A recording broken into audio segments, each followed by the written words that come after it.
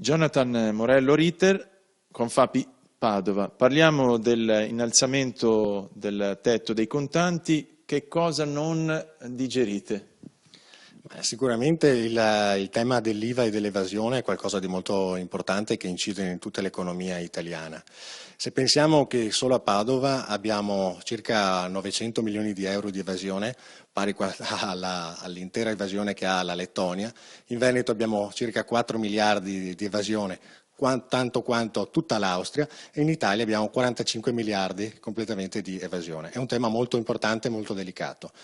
Innalzare adesso il limite dell'uso dei contanti può creare una concorrenza sleale tra i piccoli artigiani, ma in realtà non è questo il problema, non è questo il modo con cui si risolve la lotta all'evasione. Guardiamo quelli che sono i numeri globali della lotta all'evasione.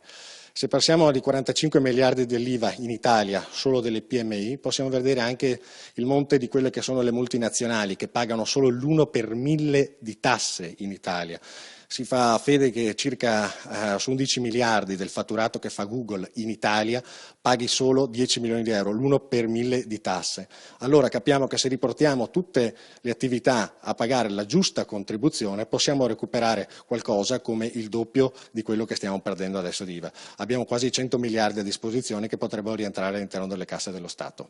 È corretto dire che con l'innalzamento della soglia della liquidità si può perdere logicamente la tracciabilità? Questa è una cosa infatti importantissima, la tracciabilità non è solamente quindi l'IVA che si va a perdere, ma anche tutte le altre imposte come che sono l'IRPEF e quant'altro, che poi ovviamente non vengono pagate perché proprio non c'è l'emissione ovviamente di quella che è la fattura, di quella che è la ricevuta.